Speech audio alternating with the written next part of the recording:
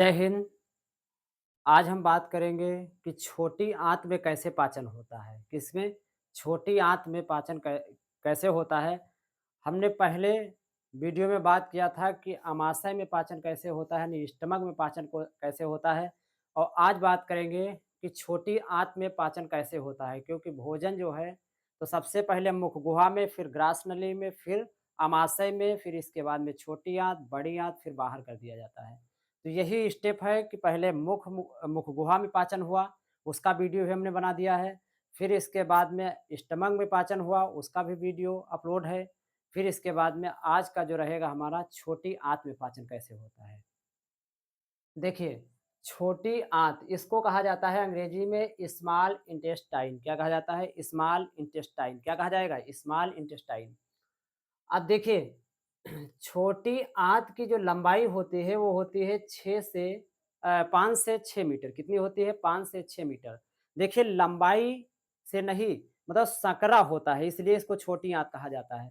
नहीं तो ये बड़ी आंत से लंबी होती है, फिर भी इसको बड़ा नहीं कहा जाता है, क्योंकि इसके अंदर संकरा भाग है, यानी जगह कम है, इसलिए इसको कहा जाता है छोटी आंत। लंबी होती है। कैसी होती है? लंबी। तो यदि कोई पूछे कि आहार नाल का सबसे संकरा भाग और सबसे कुंडलित भाग, तो आपका छोटी आंत ही होगा। क्या होगा? छोटी आंत। सबसे चौड़ा भाग तो आपका अमाशय होगा। क्या होगा? अमाशय।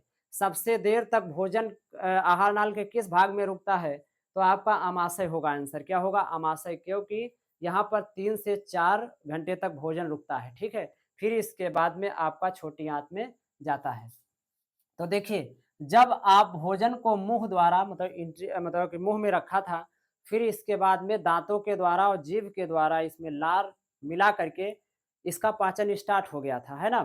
क्योंकि टाइलिन-वाइलिन मतलब टाइलिन एंजाइम जो निकला था, तो इसमें जो है इसका पाचन स्टार्ट हो गया था मुख गुहा से ही।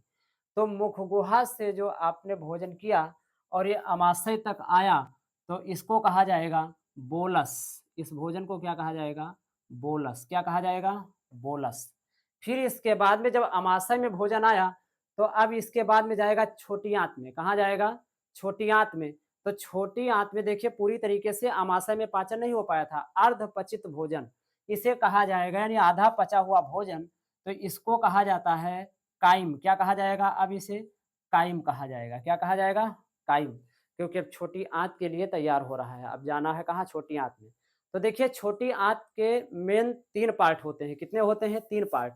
पहला, दूसरा, तीसरा, है ना? यानी 3 पार्ट होंगे। तो पहले वाले को कहा जाता है ड्यूडेनम। क्या कहा जाता है? ड्यूडेनम। हिंदी में ग्रहणी या पक्वाशय कहा जाता है, ठीक है? ड्यूडेनम होता है। फिर दूसरा होता है आपका जेजुनम। क्या होता है? जेजुनम।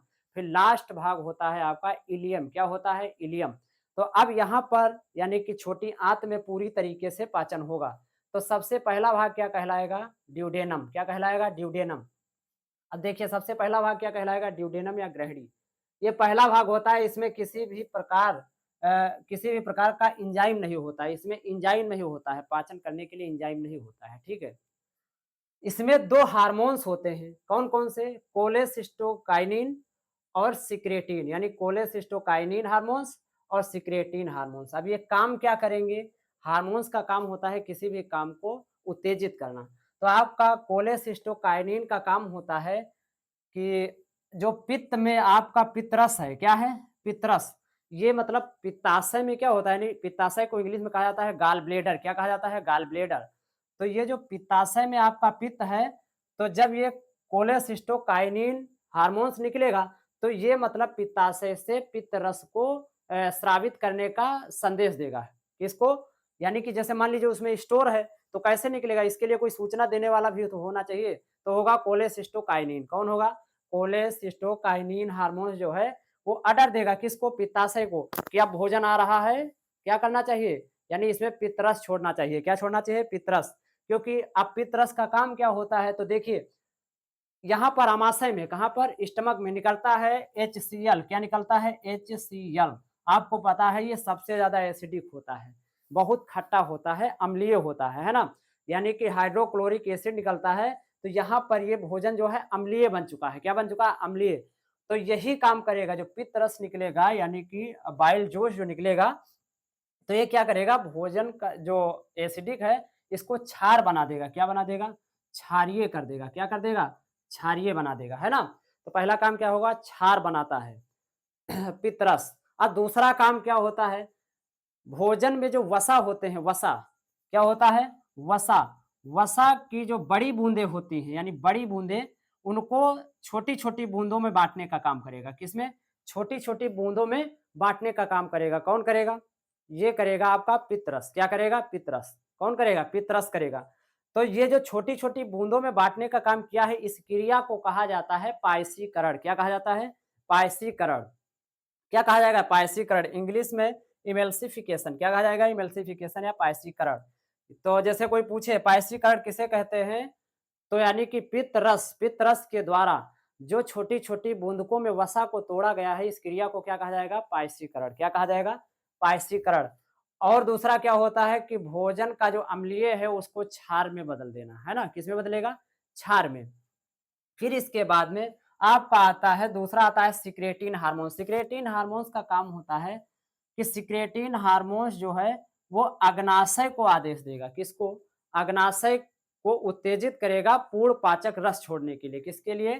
पूर्ण पाचक रस छोड़ने के लिए, मतलब कि उत्तेजित करेगा। किसको? पेनक्रियाज यानी कि अग्नाशय को। किसको? अग्नाशय को, है ना? तो देखिए, अब ये एक नली से जुड़ा होता है ड्यूडेनम से। किससे? ड्यूडेनम से। तो इसमें से 3 प्रकार के पूर्णपाचक एंजाइम निकलते हैं। कौन-कौन से? पहला होता है लाइपेज, दूसरा होता है एमाइलेज और तीसरा होता है ट्रिप्सिन। कौन-सा होता है? Trypsin. Lipase, amylase, trypsin. Lipase, amylase, trypsin. याद कर लीजिए, ठीक है? फिर इसके बाद में इनका काम भी होता है, देखिए, काम क्या होता है? लाइपेज का काम होता है आपका वसा। वसा का पाचन करना, और वसा का पाचन करेगा तो ये बदल देगा ग्लिसरॉल में तथा फैक्ट्रिक एसिड में चेंज कर देता है, बदल देता है। फिर इसके बाद में एमाइलेज, एमाइलेज का काम होता है स्टार्च का पाचन करना, यानी मंड का पाचन करना। किसका पाचन करेगा? स्टार्च का। स्टार्च को बदल देगा शर्करा में। किसमें बदल देगा? शर्करा में। फिर इसके बाद में आता है ट्रिप्सिन। कौन सा आता है? ट्रिप्सिन। ट्रिप्सिन जो है, ट्रिप्सिन हार्मोन्स ट्रिप्सिन एंजाइम जो है प्रोटीन का पाचन करेगा। पेप्टोन को पेप्टाइड में बदल देता है। पेप्टोन को पेप्टाइड में बदल देता है। किसमें? पेप्टाइड में, है ना? अब आपका प्रोटीन का पाचन आमाशय में भी हुआ था। कहाँ हुआ था? आमाशय में। तो जिन लोगों ने आमाशय यानी स्टमक का, जो स्टमक में पाचन कैसे होता है, जो वीडियो नहीं देखे हैं देख लें, ठीक है? तो वो बदल देता है प्रोटीन को पेप्टोन में, और पेप्टोन को अब ट्रिप्सिन क्या करेगा? पेप्टोन को पेप्टाइड में बदल देगा। किसमें? पेप्टोन को पेप्टाइड में। फिर अब देखिए, इसको याद करने की ट्रिक होती है, यानी तीनों को याद करने की। देखिए, LAT क्या होगा? LAT यानी lipase, amylase, trypsin. LAT lipase, amylase, trypsin. Lipase, amylase, trypsin, ठीक है? तो इनका काम भी आपको समझ में आ गया। अब देखिए, आगे धीरे-धीरे करके अब ये जो भोजन है, इस पर क्रिया होगी और ये जाएगा जेजुनम में। जेजुनम में कोई पाचन नहीं होता है, केवल जैसे आपने देखा होगा कि भोजन को जगह देता है फैलने के लिए जगह देगा जेजुनम, ठीक है? तो